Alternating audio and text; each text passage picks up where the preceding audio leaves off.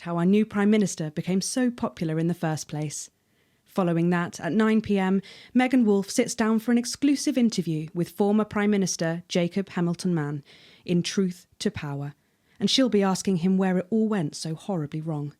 I'll certainly be tuning in for that.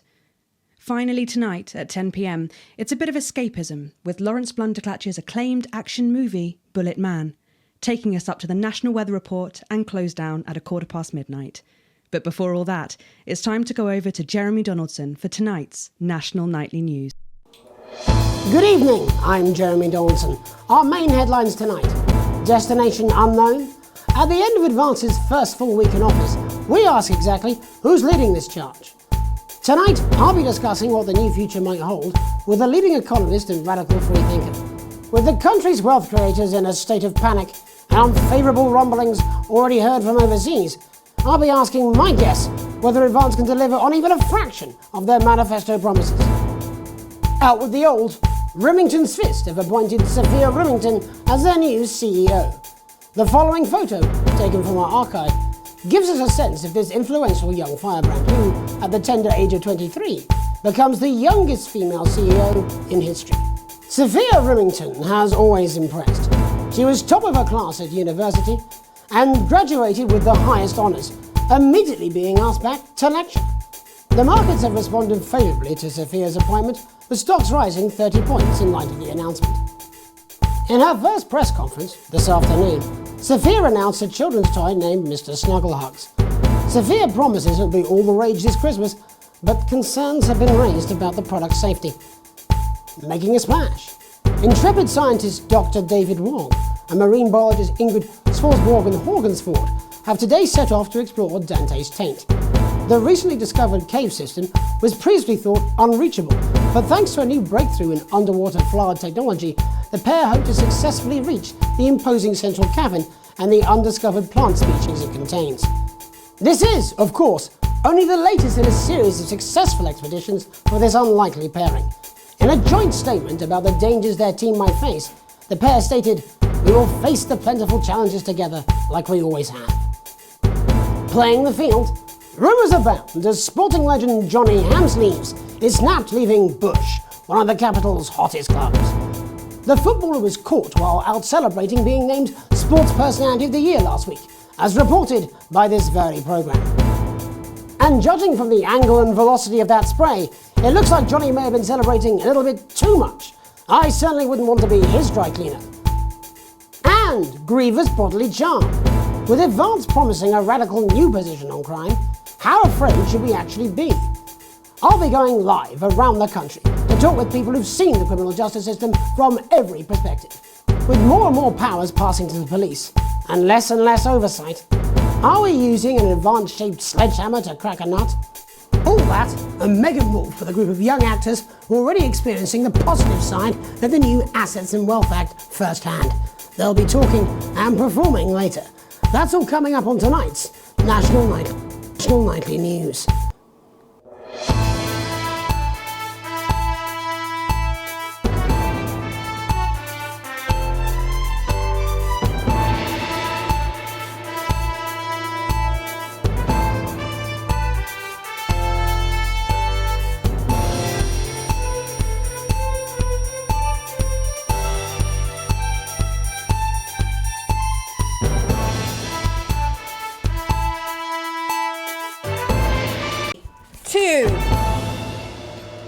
In the wake of the government's swift enactment of the Assets and Wealth Act, we're talking about Advance's first week in office and what the new future holds.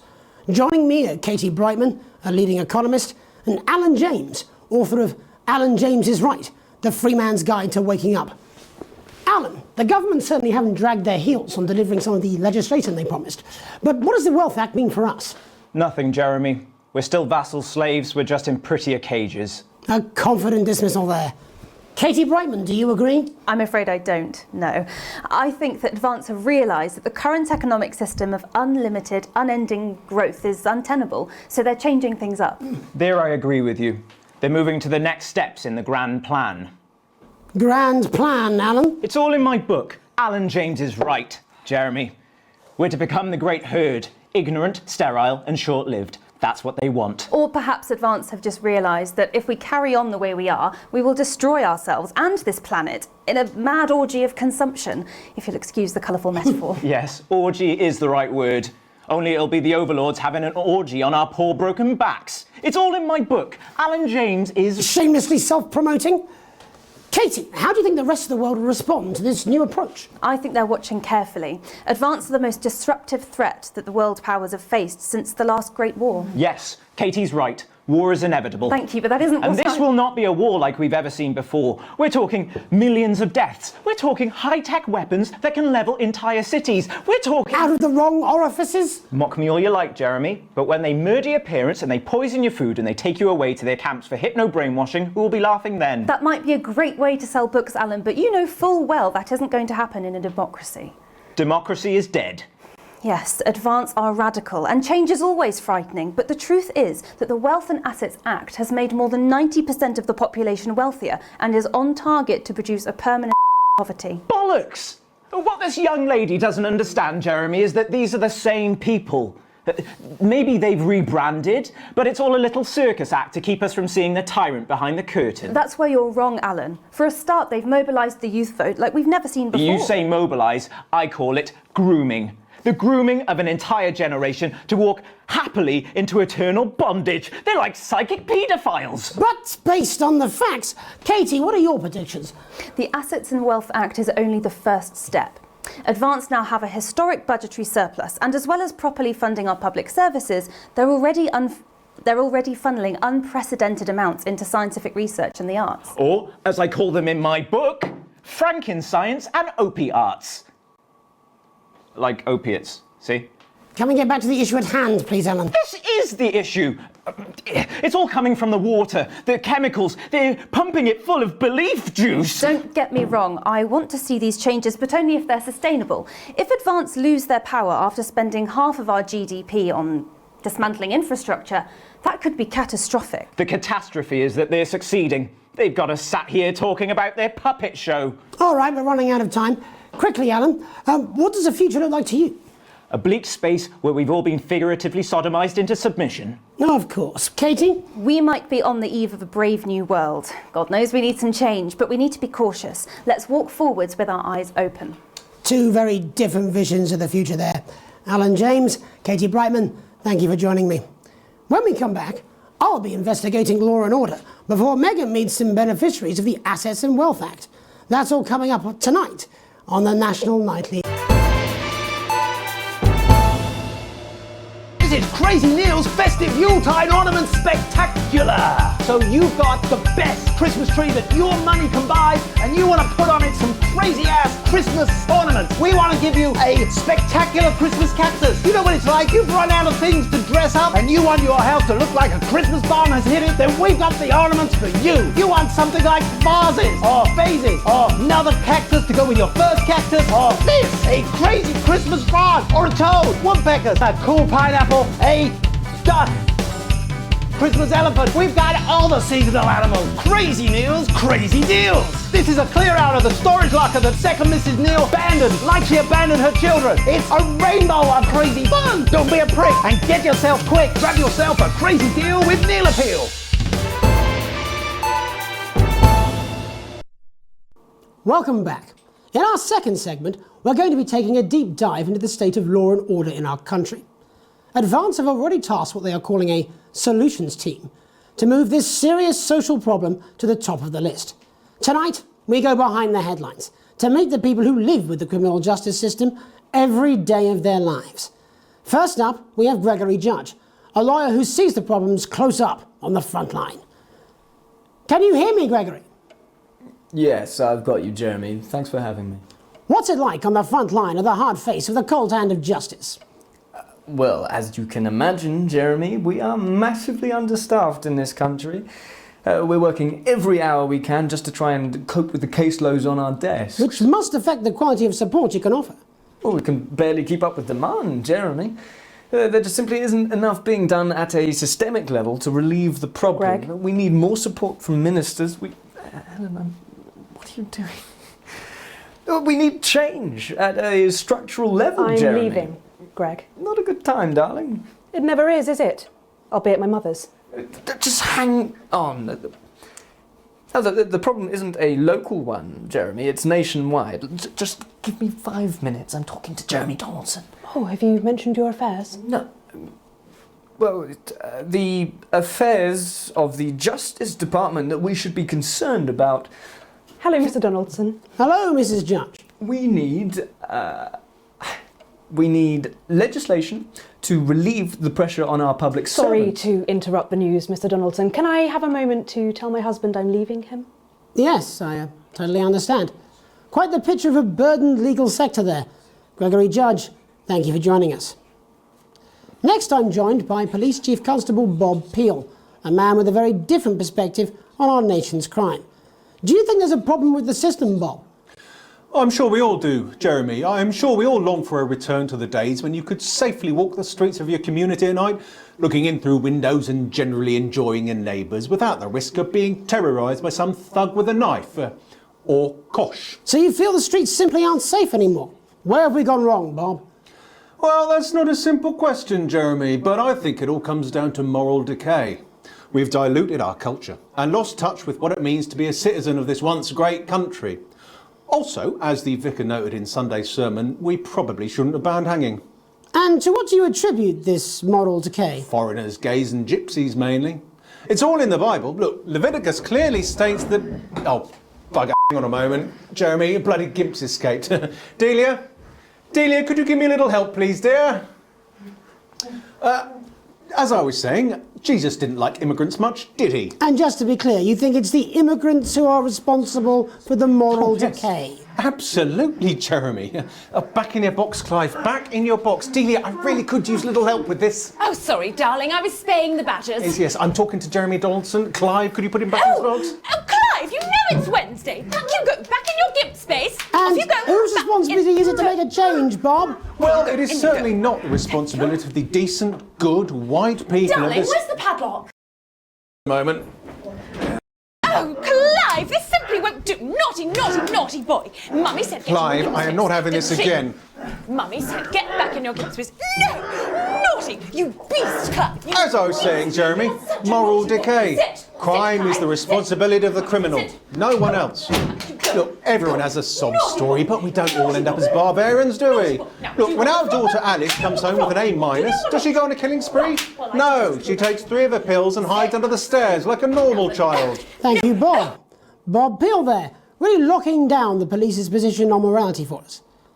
And finally tonight, hopefully uninterrupted, it's time to get to the heart of the matter. Tony Dawson has recently been released from prison after serving 3 years for aggravated assault, burglary and menacing a swan. He's agreed to talk to us today, which is also, I believe, his birthday. Many happy returns, Tony. Cheers, Jez. Call me Tit. Everybody else does. No, I'm not going to be doing that. Can you tell us what it's like in prison, Tony? Tit wank. Hey! Prison's a mixed bag. Structure's quite nice, but it's a constant battle against institutionalisation, as you can imagine. And obviously, tit come by. I'm picking up that you're not alone there, Tony. Hey! Yeah, sorry, my friends are throwing me a surprise party. Okay, well, we're trying to let you get back to that party as soon as possible. First, let me ask you this. Do you feel that your time spent in prison helped to rehabilitate you in any way, Tony? Tit Tony! Way! I don't think it's as easy as that, Jez. Sopen! Yeah, I think asking that is an oversimplification. It sounds like it's getting quite busy there, Tony, but let's try and soldier on. Since leaving custody, have you been able to find a new job? Yeah, all the boys are here. There's Big Chris, Oi, oi! Little Chris, Oi, oi! and Vampire Chris. This one's, yeah? Yep. One sec, love. Tit the news. Rehabilitation's difficult with the current system, Jez. It's just not set up for it, you know? It's inherently unjust. Sopen!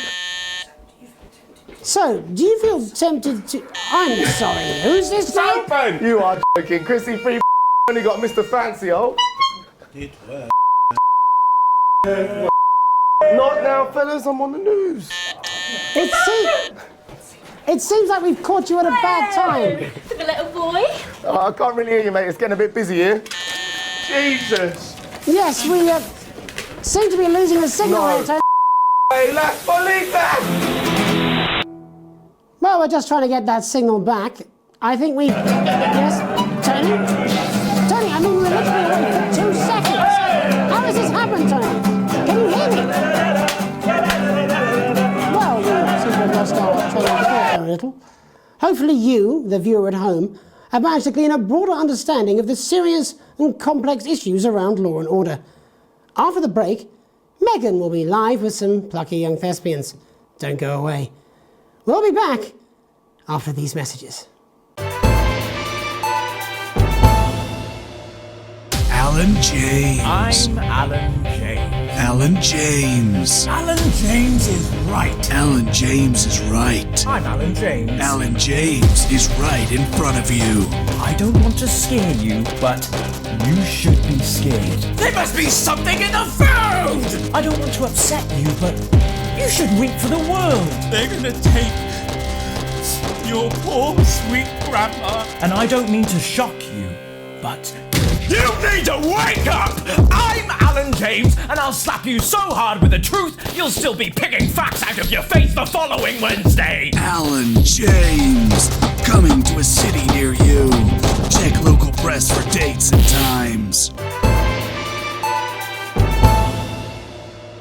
Welcome's Black, I'm Megan Wolfe, and on tonight's Culture Spot, I'll be chatting with one of the first beneficiaries of the Assets and Wealth Act, a team of inspiring young people from Scritchford Sixth Form College who today received a grant from Advance to take their play, Hey, Friendship, on a tour of local secondary schools. Welcome to you all. Well, let's start with you two, Harriet and Charlotte Winstanley-Hamilton. Girls, you must be thrilled. We are, Megan. We're overwhelmed, to be honest. And I believe you two are sisters, is that right? Yes, Charlotte's my oldest. I'm the older, more popular one.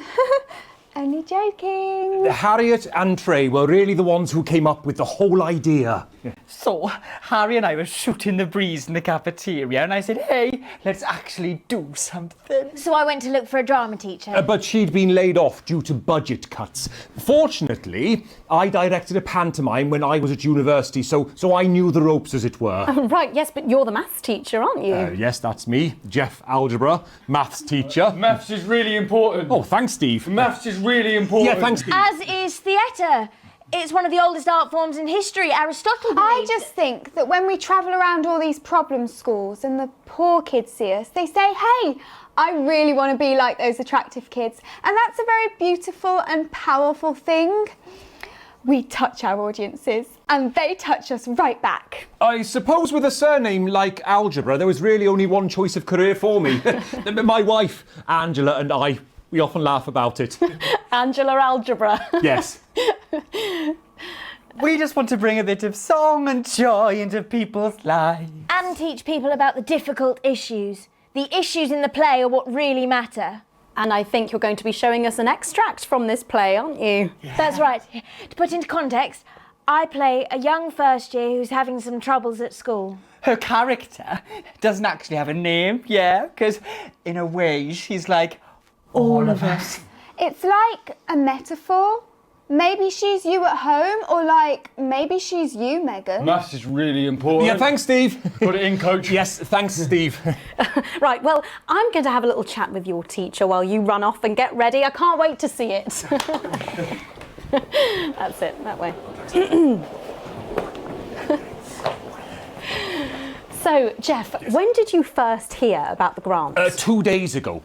A letter from Advance arrived at the school. Now, the headmaster thought it was all a prank, but his secretary retrieved it from his bin and brought it to me. Wow, how did you react? I also threw it in the bin. But then Harriet and Trey rescued it, and they rang the number at the bottom of the page, and next thing you know, we're on tour. Wow. Well, I think we can all guess which way you'll be voting from now on. Do you know what? It's funny because Angela and I don't usually vote. We're not very political. I'm a mathematician, of course, and she's a paraplegic mainly, but we did used to watch that Peter Clements DIY show back in the day, and so we thought, why not? Let's have a go at this old democracy thing. Okay. And here we bally well are. Good stuff. Brilliant! So, let's have a look at a short section of Hey, Friendship.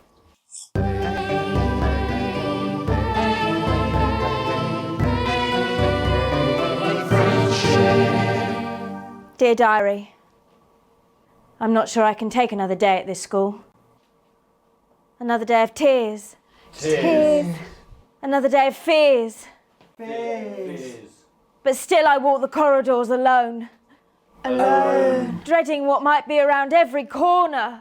What's around the corner? What's around the corner? What's around the corner? Oh, hi Gary. Oh heavens no! It's Gary the Fist! Gary the Fist! Going somewhere, little first year? Great! I've been looking for some poor victim to bully all morning. But will this make me feel better about my violent father? Violent father. Excuse me, I'm late for maths. It's my favourite subject. And so important.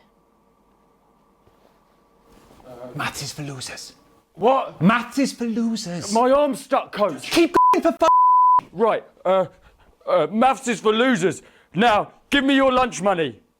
Double lunch for me today, but why am I only truly happy when I'm eating? Not today, Gary the Fist. What do you mean not today? Who are you? Oh, my arm's free, coach. Brilliant, keep going. Right, who are you to stand up to me? I'm Gary the Fist, and you're just a sad little girl with 2 gay dads who's all alone.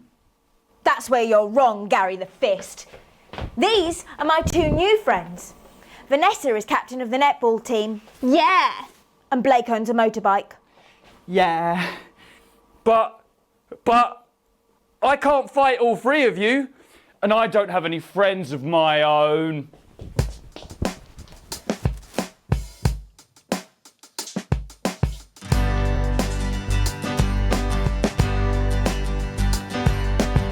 Take a look at me. Take a little look at my face. I could be you.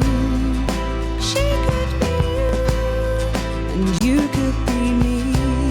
Or you could be me. Life can be peachy keen if you work as a team. It's my choice to be mean.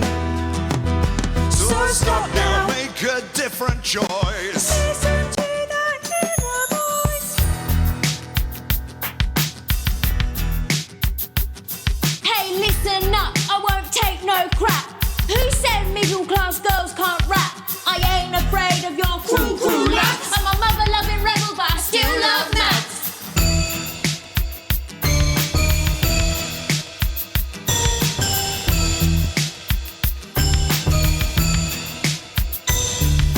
Hey, kids, I'm Gary the Fist. People think that folks like me probably shouldn't exist, but that's just prejudice, and I'd do better if you knew the way that I became Gary the Fist.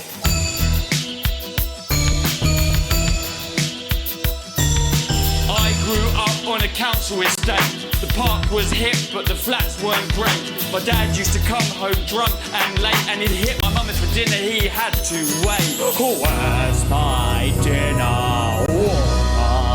It's not ready. Where's my dinner, woman? Go. Don't make me ask you again. Hitting women is wrong. I guess life's pretty hard on a council estate. Life's pretty hard on a council estate. Life's pretty hard on a council estate. Life's pretty hard on a council estate. Life's pretty hard on a council estate. Life's pretty hard on a council estate. Life's pretty hard on a council estate. It's so damn hard on a council estate. Life can be peachy keen. Yeah. If you work as a team. Just work as a team. It's your choice to be me. It's my choice. So stop now, make a different choice. Listen to that inner voice. Friendship! Yes! Oh. Well, thankfully that's all we have time for tonight on the National Nightly News. Join us tomorrow night for all the headlines from across the country. My name's Jeremy Donaldson. Have a peaceful night.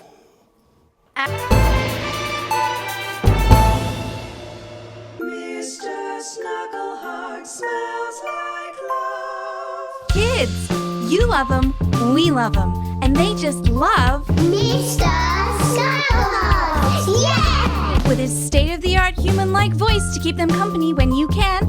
If you keep me happy, I'll keep you safe. And his incredible real-action eyes. I hope your mummy and daddy don't die in a fire. That would be bad. It's no wonder Mr. Snugglehugs is the gift your child wants this Christmas. All the other kids have got one. That's right, little one. You don't want to be left out. I only like people who have me as their friend. Oh, Mr. Snugglehugs, you're so silly. Mr. Snugglehugs in stores now with selling out